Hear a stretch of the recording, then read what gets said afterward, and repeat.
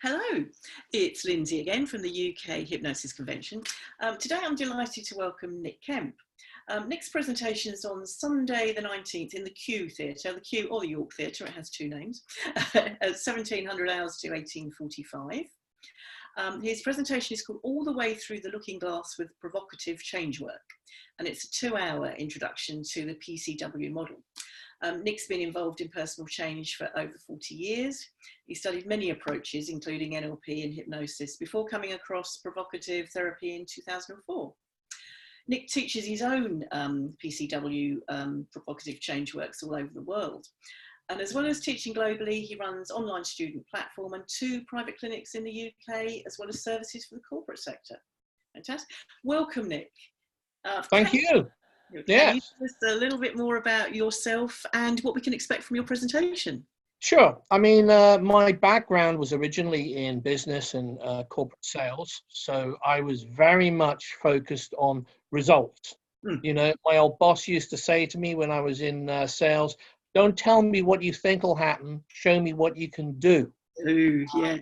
I've been interested in personal change since late 70s, did a lot of work on personal development systems, came across NLP in the 90s, did all my usual NLP hypnosis, sort of get the badge practitioner, master practitioner, meta practitioner, trainer training, Lord of the Universe, all seasons, known and unknown training, did all of that. And in 2003, I was on a big conference with one of the co-creators of NLP, who said wonderfully, well, if you think I'm crazy, you should meet this guy, Frank Farrelly, who massively influenced me. And I thought, okay, I kind of heard about this stuff, but didn't know anything about it.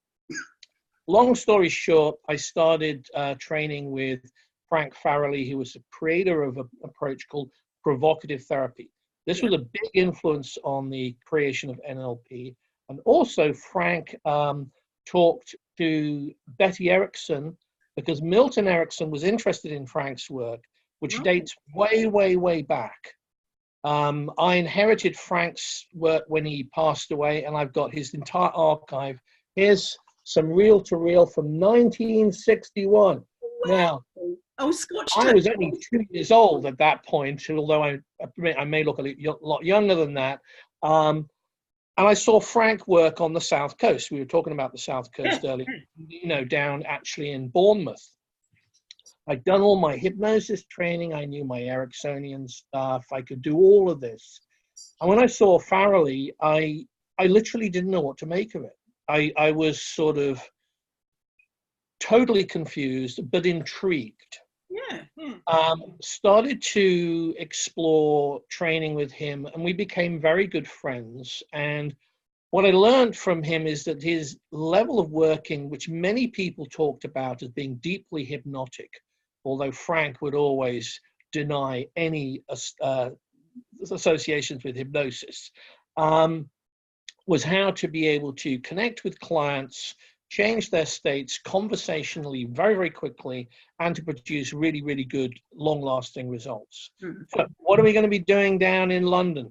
It is London, isn't it? Yes. It is in London, yes. So much. I've been just like Japan and Russia. You know, what time zone am I in? I don't need a translator. It's going to be in London. We're going to be talking about the PCW model, how it's used in therapy, coaching, personal development, and business, and how it's used conversationally to work with people. In PCW, we work very differently to standard hypnosis and standard NLP. So everything is like as if talking to a client, but it's done in teasing out different responses and reactions from the client. Okay, sounds very interesting. Carry on.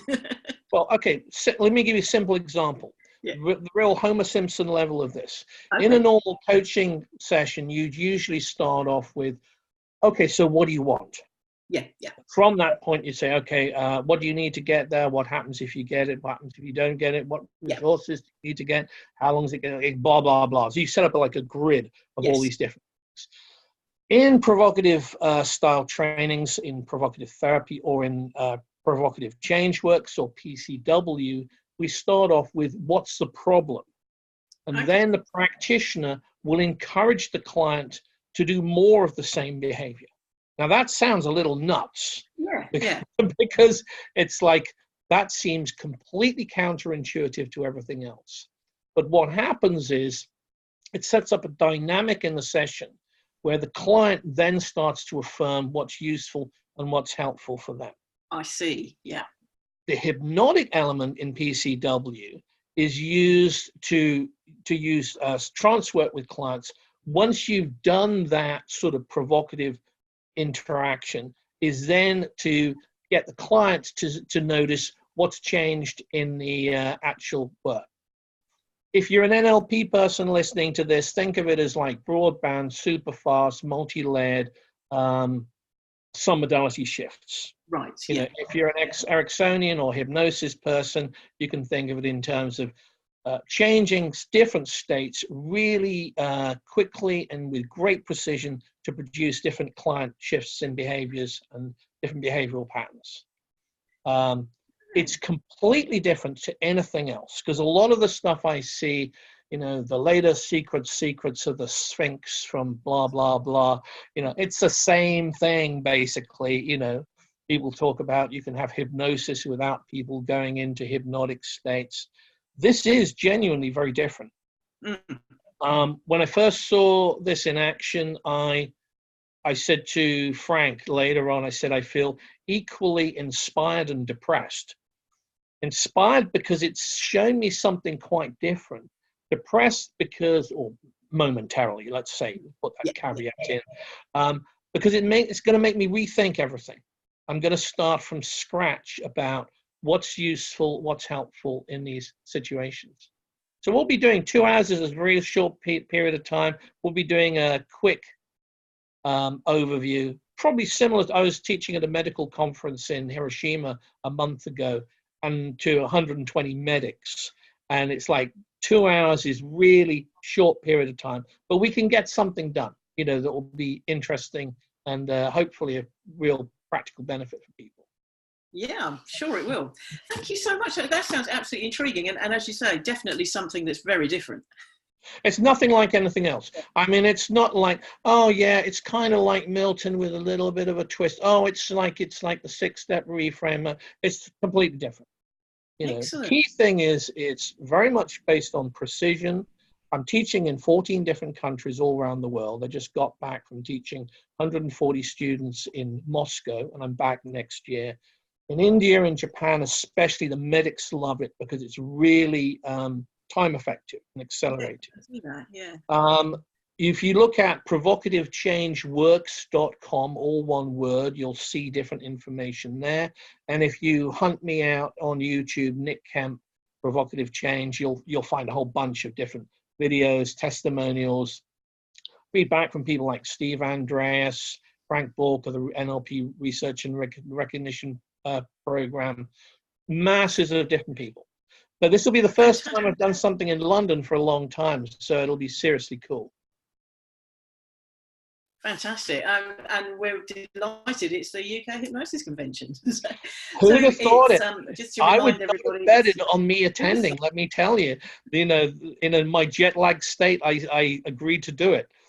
So now I'll be there. So you gave it away now, how we can persuade you. Get you jet lagged. That's it. Get me when I'm seriously jet lagged, or offer me a great cappuccino or a great musical instrument, and you got me for, great chocolate, you got me for life. Okay, I'm not so sure about the cappuccino, but I'm sure we can do some chocolate. Thank you so much, Nick. Nick's presentation is on the Sunday, 7:45 in the main theatre. Fantastic. We will look forward to seeing you then, Nick. Thank you so much. Right, look forward to it. Thank you. Bye. Bye.